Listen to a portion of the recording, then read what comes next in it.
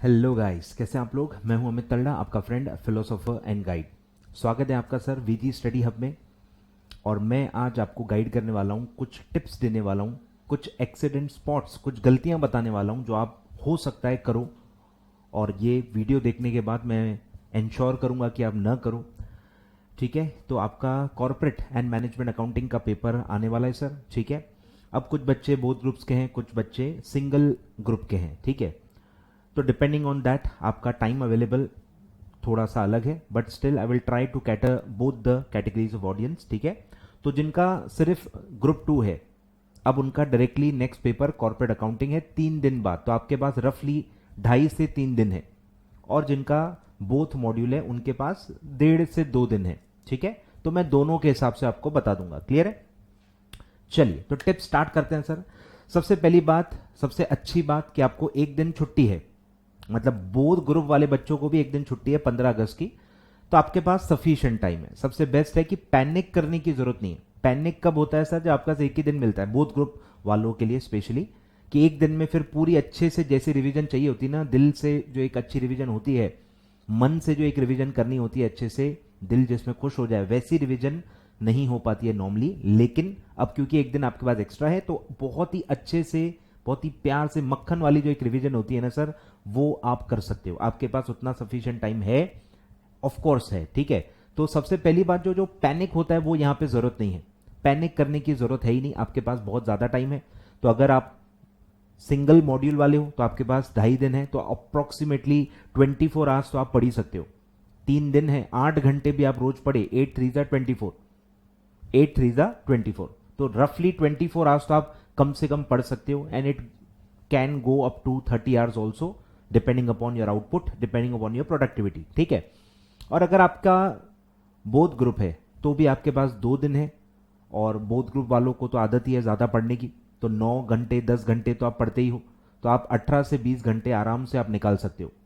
16 घंटे तो निकालोगे ही, 8 घंटे मैं मान रहा हूं, 8 × 2 16 आवर्स तो आपको कम से कम मिलेंगे। And it can go up to 20 hours also. ठीक है, तो ये रफली मैं टाइम अज्यूम कर रहा हूं कि इतना आपके पास टाइम अवेलेबल है। तो आप कोई भी कैटेगरी में हो, अच्छी बात यह है कि आपके पास सफिशिएंट टाइम है।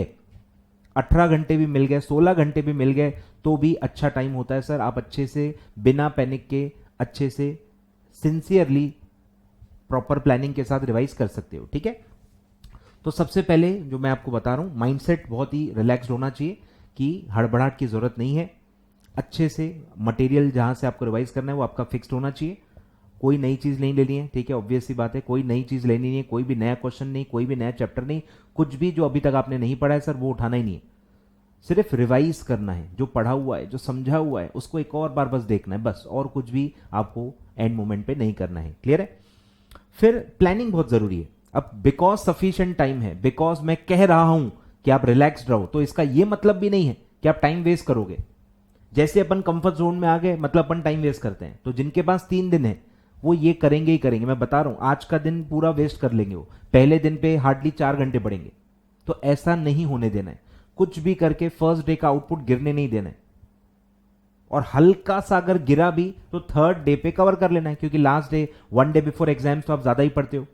तो कोशिश करना है कि आउटपुट गिराना नहीं है, कंफर्ट जोन में आना नहीं है। प्रॉपरली टाइम को प्लान कर लेना है कि मैं कितने घंटे रोज पढ़ूंगा, कब से कब तक पढ़ूंगा, और रोज जब मैं पढ़ूंगा तो क्या पढ़ूंगा, फर्स्ट डे पे क्या पढ़ूंगा, सेकंड डे पे क्या पढ़ूंगा, थर्ड डे पे क्या पढ़ूंगा। डे वाइज टारगेट होने चाहिए जो आप रोज कंप्लीट करो, नहीं तो आपको नींद ही ना आए, नींद ही नहीं आनी चाहिए, नहीं मैं ये कंप्लीट करके ही सोऊंगा।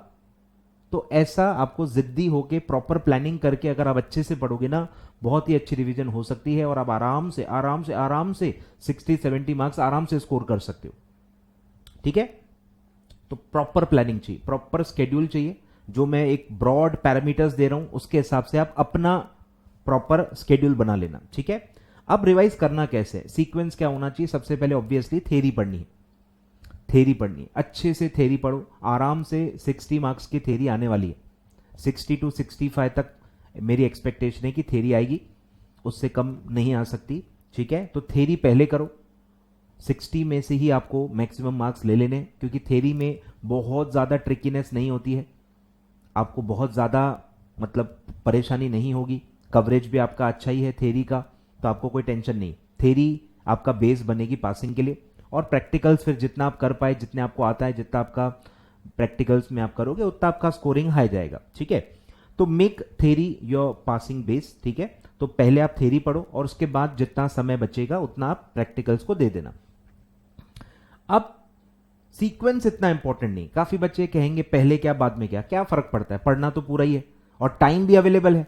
अगर टाइम कम होता और कुछ पूरा रिवाइज नहीं हो पाता तब सीक्वेंस बहुत इंपॉर्टेंट हो जाता है, पर यहां कुछ ज्यादा प्रॉब्लम नहीं होनी चाहिए मेरे हिसाब से। आप पूरा सिलेबस अच्छे से रिवाइज कर सकते हो, इतना आपके पास टाइम है। तो सीक्वेंस के पीछे ज्यादा दिमाग मत लगाओ, पूरा पूरा पढ़ो, पूरा पूरा कंप्लीट हो जाएगा। क्लियर है? अब देखो एलोकेशन कैसे करना है, एक रफ पैटर्न दे रहा हूं जिससे आपको अपना खुद का प्रॉपर इंडिविजुअल शेड्यूल बनाना है, ठीक है। और कमेंट बॉक्स में मुझे बताना है कि सर आपने अपना पर्सनलाइज्ड शेड्यूल बनाया कि नहीं बनाया, प्रॉपर पूरा टाइम वाइज बनाना है।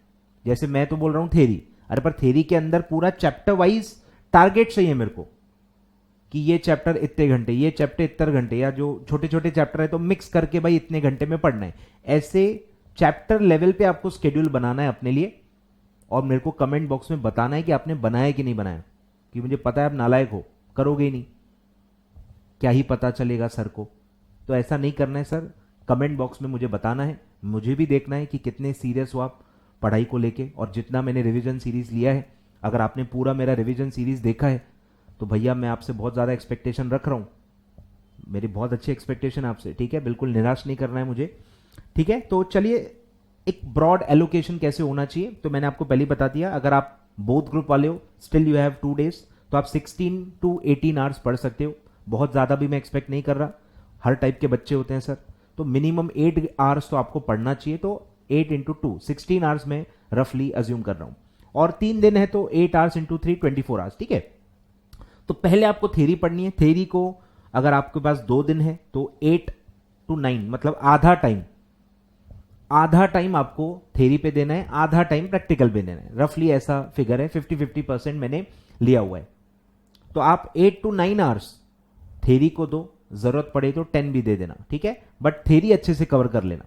फिर एंड गेम नोट्स मैंने दिए हैं, आपने सुने होंगे, ओल्ड सिलेबस में तो चमत्कार हो गया था, एंड गेम नोट से बहुत ज्यादा आया था, इसलिए मेरी बहुत हाई एक्सपेक्टेशंस हैं कि कॉर्पोरेट अकाउंटिंग में भी थेरी काफी मेरे एंड गेम नोट से आए, तो क्या ही हो जाए, ठीक है। तो एंड गेम नोट्स मैंने टेलीग्राम चैनल पे ऑलरेडी शेयर किए हुए हैं, मेरे चैनल पे भी किए हैं, हमारे वीजी स्टडी हब के टेलीग्राम चैनल पे भी डले हुए हैं, ठीक है। और मैं एक और बार अभी डाल दूंगा या उसको टेलीग्राम पे पिन कर दूंगा, ठीक है।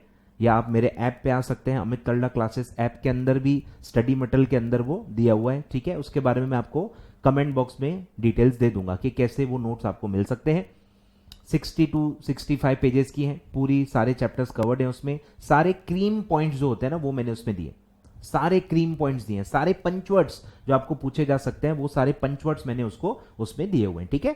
तो इसीलिए मैंने एंड गेम नोट्स को अलग दिया है कि थेरी चलो आपका 8-9 घंटे में जितना हुआ हुआ, कोई दिक्कत नहीं, ऑलमोस्ट मेरे हिसाब से तो हो ही जानी चाहिए। 8 to 9 आवर्स बहुत ज्यादा होता है, अच्छा खासा डिटेलिंग में आप थेरी पूरी पढ़ सकते हो। और एक जो एक होता है ना आइसिंग ऑन द केक, वो एंड गेम नोट्स आप एक रीड कर लेना, 60 पेजेस है। एक बार अगर आप पूरी थेरी पढ़ चुके हो तो एंड गेम नोट्स पढ़ने में तो टाइम लगेगा ही नहीं ना, क्योंकि वही होगा, बस पंचवर्ड को क्या एक और बार आप देख लोगे, और कुछ पंचवर्ड अगर आपके फर्स्ट मेन रिवीजन में कवर नहीं हुए तो एंड गेम नोट्स के थ्रू कवर हो जाएंगे, ठीक है। तो पूरा exam oriented end game notes है, तो उसका एक रीड तो बनता है। तो मैंने 2 घंटे, मुझे लगता है कि 60 पेज के लिए 2 घंटे आपको लग जाएंगे, तो आप 2 घंटे उसको दे दो, एक रीड कम से कम करो। उससे ज्यादा करना चाहो तो अच्छी बात है, क्योंकि सेकेंड रीडिंग में तो और टाइम कम लगेगा। और फिर जो भी बचा कुचा टाइम है वो आप दे दो प्रैक्टिकल्स को। अब प्रैक्टिकल्स काफी बच्चे बोलेंगे सर इतने कम टाइम में कैसे होगा, अरे भाई प्रैक्टिकल्स तो टाइप वाइज देखने हैं ना, पूरे सेम टाइप के 10 क्वेश्चन अभी थोड़ी देखने हैं, समझो बात को। हमारा पर्पस क्या है, हमको सिर्फ रिकॉल करना है, रिवाइज करना है, अलग अलग टाइप के क्वेश्चंस देखना है, कैसे अप्रोच करना होता है, क्या दिया होता है, क्या निकालना होता है, कितना घुमा सकते हैं, क्या क्या वेराइटी ऑफ क्वेश्चंस होता है, तो आपको सिर्फ देखना है उसमें। तो मैंने टाइप वाइज ऑलरेडी आपको प्रैक्टिकल एमसीक्यू दिए हुए, ऑलरेडी करवाए हुए रिविजन्स में, तो वो शीट से ही आप एक बार अच्छे से रिवाइज कर लो। वो शीट आई थिंक वही 4-5 घंटे में वो शीट आराम से हो जाती है।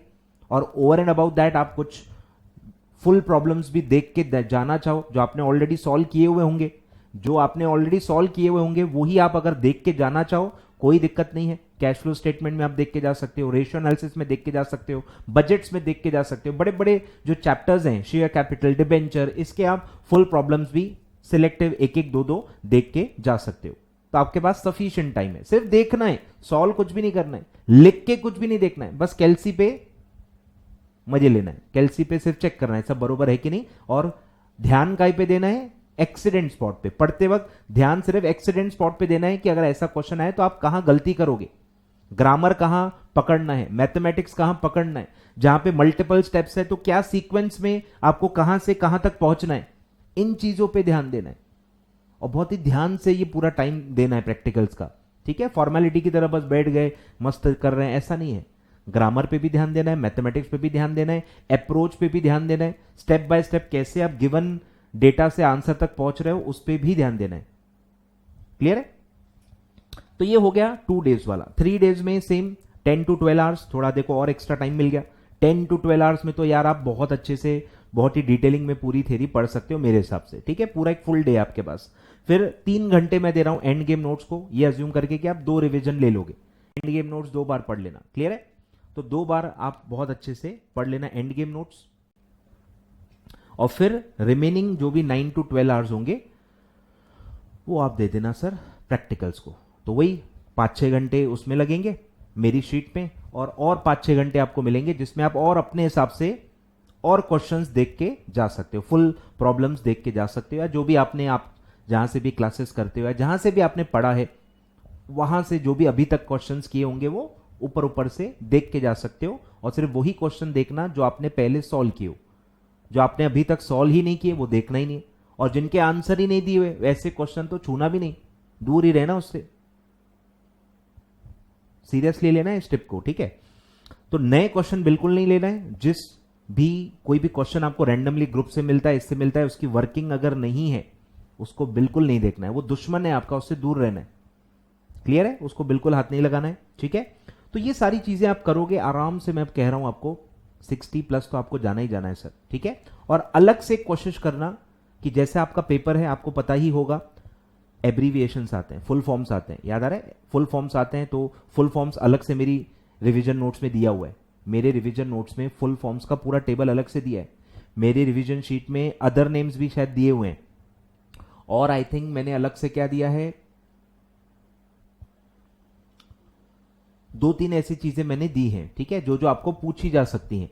वो सारी जो मैंने अलग से चीजें दी है ना सर, वो 5-5 बार पढ़नी है, 5-5 बार पढ़नी है, ताकि आपको कंफ्यूजन ही ना हो। जहां जहां ईयर है, एंड गेम नोट्स में मैंने ईयर भी जगह जगह पे ईयर कवर किए।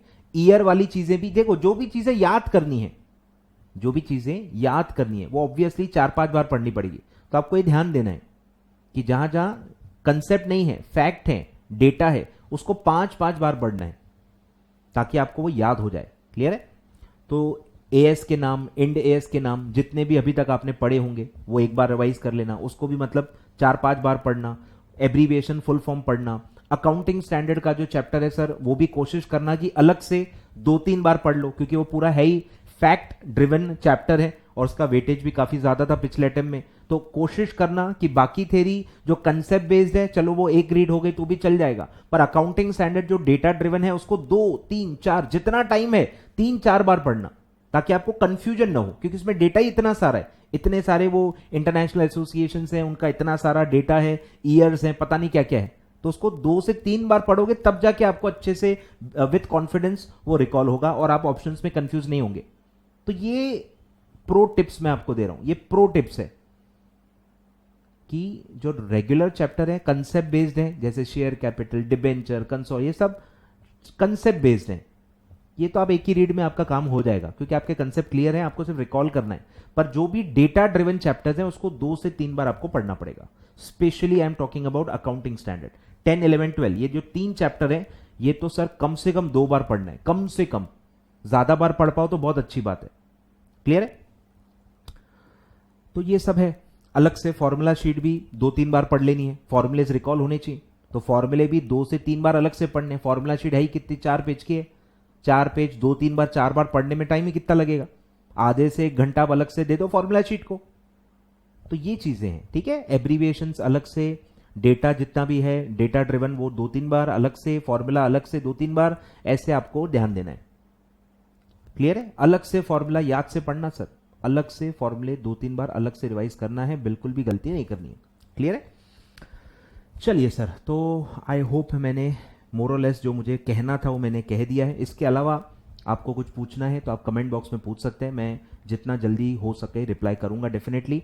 और 1-to-1 आपको कोई और गाइडेंस लेना है मुझसे तो आप मेरे ऐप पे आ सकते हैं। ऐप में आप चैट बॉक्स में मुझसे बात कर सकते हैं, कोई दिक्कत नहीं है। उसमें वॉइस मैसेज का भी फैसिलिटी है, आप वॉइस मैसेज से अपना क्वेरी पूछ सकते हैं, ठीक है। तो all the best, all the very very best.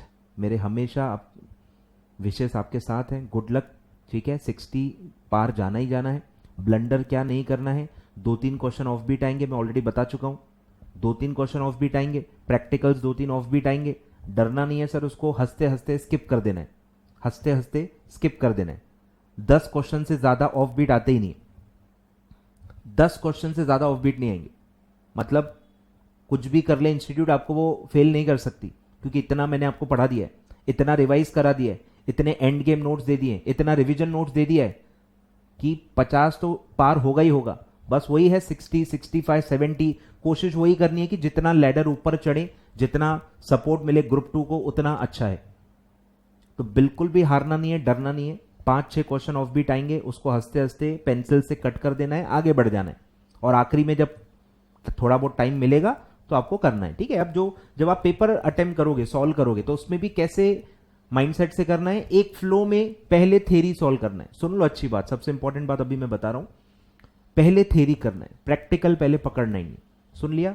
पहले प्रैक्टिकल सॉल्व नहीं करना है। क्यों सर? क्योंकि उसमें टाइम लगता है। अगर आप वो वर्किंग में उलझ गए और आपका आधे से ज्यादा टाइम प्रैक्टिकल में निकल गया तो थ्योरी कब लिखोगे? फिर थ्योरी तुक्के मार के या बहुत घाई गड़बड़ में लिखोगे। जिसके बेस पे आपको पास होना है, क्या उस पे आप तुक्के लगा के पास होना चाहते हो? पासिंग किस पे है? थ्योरी पे। पहले थ्योरी सॉल्व करना है। 60 मार्क्स की अगर मैं थ्योरी मानूं तो 1.5 घंटा, कम से कम 1.5 घंटा तो आप थ्योरी पे दे ही सकते हो।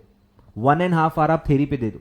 एक फ्लो में सिर्फ थ्योरी क्वेश्चन देखो, थ्योरी क्वेश्चन रीड करके टिक करते जाओ। और मेरे हिसाब से 60 अगर क्वेश्चन आप एक फ्लो में पढ़ोगे ना, 40 तो आपको उसी वक्त आ जाएंगे। 20 लेकिन ऐसे आएंगे जिसमें सोचना पड़ेगा। जो मैंने बताया, कुछ आउट ऑफ बॉक्स आएंगे जो आपने हो सकता है पढ़े ही ना हो। 5 से 10 क्वेश्चन हो सकता है आपने पढ़े ना हो, या आपको रिकॉल ना हो रहा हो, या कुछ क्वेश्चन ऐसे होंगे जिसमें ऑप्शंस में कंफ्यूजन हो रहा है। तो मेरे हिसाब से ज्यादा 20 क्वेश्चन ऐसे होंगे जो आपको एक फ्लो में नहीं आएंगे, पर 40 क्वेश्चन ऐसे होंगे थ्योरी के जो आपको एक ही फ्लो में पढ़ते ही आंसर आ जाएगा। तो वो 40 क्वेश्चन पहले आपको कर लेना है। तो 1.5 घंटा लगभग मैक्सिमम 1.5 घंटा थ्योरी के लिए लेना है। एक फ्लो में सिर्फ थ्योरी पढ़ना है, जो उसी वक्त रिकॉल हो रहा है टिक करना है, जो नहीं रिकॉल हो रहा है जिसमें कंफ्यूजन है वो स्किप करना है। पूरा पेपर के एंड तक पहुंच जाना है, थ्योरी खा लेना है। जैसे कोई सब्जी में आलू होते हैं ना, और आप सब्जी खाते नहीं हो, आलू खाते हो, लेकिन तो कैसे आलू चूज करके खा लेते हो, वैसे ही करना है। उसी नजर से, उसी इफेक्टिवनेस से करना है। क्लियर है? और फिर जैसे ही 1.5 घंटा हो गया, फिर आप प्रैक्टिकल को लेके बैठो। एक भले फ्लो में ही आप जा सकते हो, वो भी पेपर के फ्लो में ही प्रैक्टिकल जो है वो पढ़ो। सेम एक बार में नहीं आ रहा, लग रहा है कि नहीं आ रही, तो मैंने पढ़ा ही नहीं है, तो मेरे को आता ही नहीं है, स्किप कर देना। फिर अगर मैं 40 के प्रैक्टिकल मानूं तो 40 में से 20 आपको एक ही फ्लो में आ जाएंगे। 40 में से 20 आपको एक ही फ्लो में आ जाएंगे। इतना मैंने कवर करवाया हुआ है। अगर मेरे आप लेक्चर बायर हो फिर तो सर 30 तक भी आराम से आपको एक ही फ्लो में आ जाएंगे। तो डिपेंडिंग अपॉन आप जहां से भी पढ़े हो, जितना भी आपने कवर किया होगा, मेरे हिसाब से 40 में से 20 तो आपको एक फ्लो में जम जाएंगे। तो 40 थ्योरी, 20 प्रैक्टिकल, 60 आपके अप्रोक्सीमेटली वहीं पे मोर और लेस आपका कॉन्फिडेंटली 60 का पेपर सॉल्व हो जाएगा, और लगभग 2.25 घंटे या 2.5 घंटे में हो जाएगा। और बस फिर जो आधा घंटा बचेगा सर, उसमें आप जजमेंट लो, उसमें आप कॉल लो कि आपको क्या करना है। जो भी में कंफ्यूजन हो रहा है, अगर आपको वही कंफ्यूजन हो रहा है तो आप गैस वर्क करके या जो भी आपको करना है आप कर सकते हो। जो पढ़े ही नहीं है, जो आउट ऑफ बॉक्स आ गए, उसको सॉल्व नहीं करना है सर, वो स्किप कर देना है। जो भी क्वेश्चंस के बारे में आपको नॉलेज है वो ही अटेम्प्ट करना है। जिसके बारे में नॉलेज ही नहीं, आपने वो पढ़ा ही नहीं है, तो तुक्के नहीं लगाने। क्लियर है? तो ऐसा करना है। और ये मैं बहुत ही सोच समझ के आपको बता रहा हूं, ठीक है? बिल्कुल भी मतलब बहुत एक्सपीरियंस के साथ ही बता रहा हूं कि इसी फ्लो में इसी तरह से पेपर आपको अटेम्प्ट करना है। सबसे बड़ी गलती आप क्या कर सकते हो, पहले प्रैक्टिकल लेके बैठ जाना। इससे बड़ी गलती आप पूरे अपने करियर में नहीं कर सकते हो, ये होती ही है। आपको वो उत्सुकता आएगी नहीं यार प्रैक्टिकल पहले सॉल्व करेंगे, ऐसा आपको फील होगा ही होगा। जैसे ही पेपर हाथ में आएगा आपका पहला ध्यान प्रैक्टिकल पे ही जाएगा। मैं बता रहा हूं आपको, अपने हार्मोन्स ही वैसे। पर आपको दिमाग से काम लेना है, आपको दिमाग से काम लेना है, प्रैक्टिकल को इग्नोर मारना है, प्रैक्टिकल से इग्नोर मारना है। क्लियर है? थ्योरी पे ध्यान देना है। ठीक है, चलिए सर, तो ये सब था, ज्यादा टाइम आपका नहीं लूंगा। All the very best. बिल्कुल डट के बैठना, पूरे 3 घंटे बैठना, पूरे 3 घंटे अपना बेस्ट देना सर। 3 घंटे ही है जो आपको डिटरमाइन करेगा कि आप कहां तक पहुंचोगे। ठीक है, तो अच्छे से सॉल्व करना। All the very best. ठीक है, आई होप आप 80-90 का पेपर एटलीस्ट आप अटेम्प्ट करके आओगे अच्छे से, तुक्के वाले नहीं, अच्छे से 80-90 क्वेश्चंस आप सॉल्व करके आओगे और आराम से आप 60 पार जाओगे और मुझे प्राउड फील कराओगे ऑब्वियसली। ठीक है, चलिए, तो ऑल द वेरी बेस्ट। और कुछ भी डाउट रहे, कुछ भी रहे, आप कमेंट बॉक्स में पूछ सकते हैं या मेरे ऐप पे आके मेरे ऐप पे भी पूछ सकते हैं। ठीक है, थैंक यू सो मच।